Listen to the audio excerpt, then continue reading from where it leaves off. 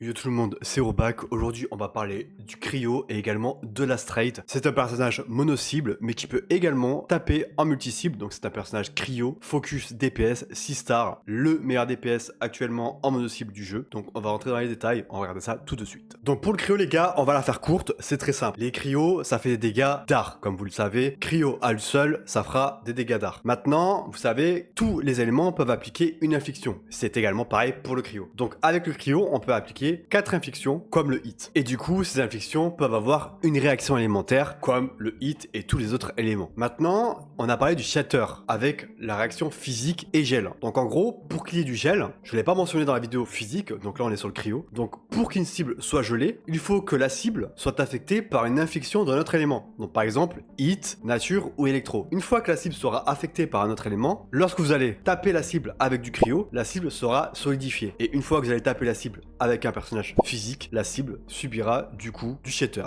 donc une attaque physique qui va exploser le gel pour faire des dégâts. Donc en gros, pour la faire simple, il faut que la cible soit affectée par une infliction hit, nature ou électro, ensuite qu'elle soit touchée par un personnage cryo, donc qui applique du cryo sur la cible pour appliquer la solidification. Une fois que la cible est solidifiée et que vous tapez avec un personnage physique, celle-ci subira du shatter, donc une réaction physique sur la cible qui cassera la solidification pour faire un maximum de dégâts physiques. Maintenant, on va parler de toutes les réactions possibles avec le cryo. Donc on va commencer par le cryo et le cryo. Donc cryo plus cryo, ça fera Arc Burst, donc cryo burst, tout simplement. Donc en gros, juste une explosion de dégâts cryo, pas de contrôle supplémentaire, du pur DPS, voilà, juste du dégât. Donc admettons, vous placez 4 stacks d'infliction cryo dessus, vous faites exploser ce cryo avec une compétence cryo pour faire juste un Arc Burst, donc des dégâts cryo purs. Donc maintenant, parlons du cryo plus le hit, donc la réaction fire. Donc cryo plus fire, ça fera une réaction qui s'appellera le melt. Le melt, c'est quoi? C'est juste une explosion de dégâts hit, donc des dégâts de feu, qui consomme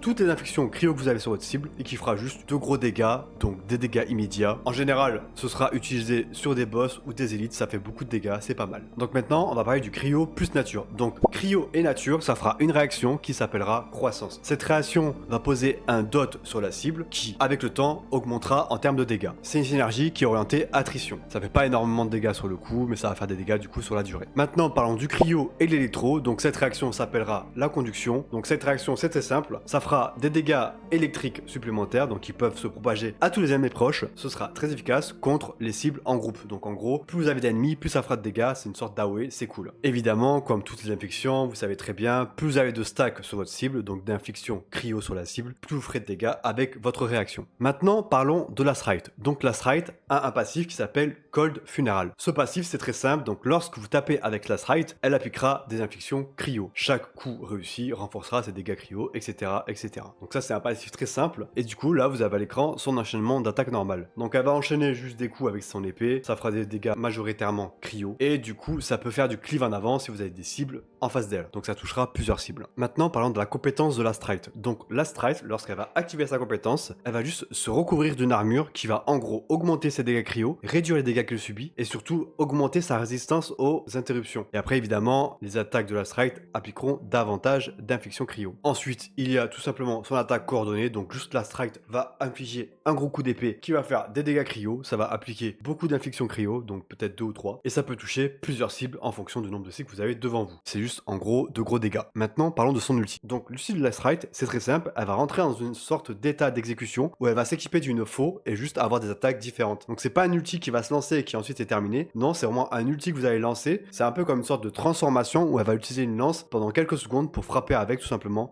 Donc vous ferez des attaques différentes. Donc ces attaques seront beaucoup plus puissantes, beaucoup plus cohérentes et plus simples à enchaîner. Il faut savoir qu'aussi qu'elle va avoir une sorte de super armure sur elle qui va faire qu'en sorte elle sera difficilement interruptable. Évidemment qu'elle subira beaucoup moins de dégâts. Ok, maintenant qu'on a vu tout ça, on va voir les 2 rotations possibles avec la Strike. Donc avec la Strike, c'est très simple. Vous allez d'abord appliquer une infliction sur votre cible. Donc peu importe l'infliction, hit, nature ou électro. Une fois que vous avez mis vos 4 inflictions ou 3, vous switchez sur la Strike, vous allez claquer du coup votre compétence directement. Ensuite, vous allez faire votre combo, donc vos 4 combos d'attaque, et ensuite vous allez swapper sur un personnage physique et juste shatter la cible, donc exploser la cible. Ça, c'est la rotation sans ulti. Maintenant, on va parler de la rotation avec ulti. C'est exactement pareil, vous allez placer du coup vos inflictions sur la cible, faire un switch sur la strike, claquer la compétence, claquer l'ulti, et ensuite vous allez juste taper votre cible à donf avec votre ulti, et une fois que vous allez voir le gel à expiration, vous switchez sur un personnage physique pour placer votre shader. Donc comme vous le voyez, dans ces deux rotations, on aura un personnage physique dans tous les cas, donc vous doutez bien que la strike aura absolument besoin d'un personnage physique dans sa team. Et maintenant qu'on a vu tout ça, vous vous dites, et les teams alors? Eh bien les gars, les teams, j'en sais rien du tout. Donc on va faire simple, pour les teams de la strike, vous vous doutez bien du coup dans tous les cas qu'elle aura besoin d'un personnage physique. Et du coup, vu que la strike a l'air de bien fonctionner également avec l'électro, moi je pense qu'on mettra peut-être la strike avec un personnage électro plus un personnage physique, tout simplement. Je peux pas vous donner de team aujourd'hui parce que le jeu aura certainement changé à la release, donc je vais pas vous dire de conneries, j'ai pas envie de faire de conneries, j'ai pas eu la bêta. Donc voilà, les gars, on verra ça à la release pour les teams, mais dans tous les cas, vous allez les voir assez vite. Vous ferez des tests certainement avec des personnages, et ensuite vous allez avoir des synergies avec. Faites les teams que vous voulez, à partir du moment où vous avez de la strike, un personnage principal, un support qui va booster les dégâts de la strike, et ensuite vous allez voir avec le physique